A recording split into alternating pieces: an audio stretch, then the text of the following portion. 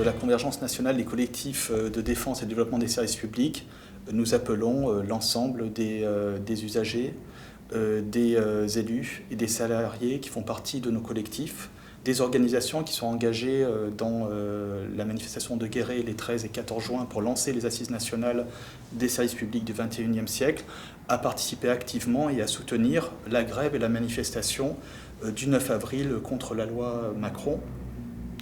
Nous pensons en effet qu'aujourd'hui les services publics sont en voie de disparition, non seulement dans les milieux ruraux, mais également dans leur cœur de métier. Et la loi Macron, bien évidemment, va y contribuer. Elle va y contribuer de différentes manières.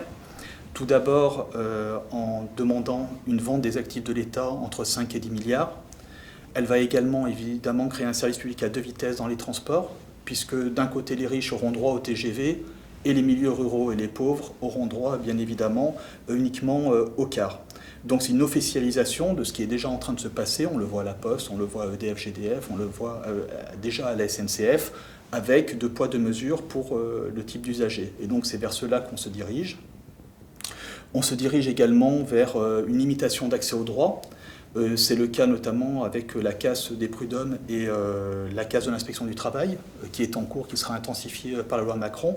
Tout cela se rajoute à une ambiance générale, que vous en avez entendu, qui est évidemment la privatisation de nos barrages hydrauliques, qui sont en voie avec la loi NOM, et également la privatisation des aéroports en cours, que ce soit à Toulouse, à Lyon ou à Nice.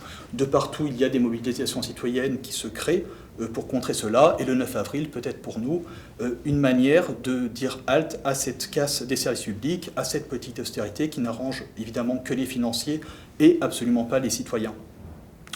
Enfin, cette loi remet en cause certains fondamentaux qui nous semblaient évidents.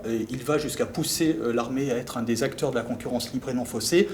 Il veut privatiser évidemment GIAT Industries, mais le corollaire, c'est que l'armée désormais pourra louer à des sociétés privées son armement, et armement qui lui-même sera acheté au ministère de la Défense. Donc on atteint là des sommets de l'absurde, et dans tous les domaines, cela va être poussé.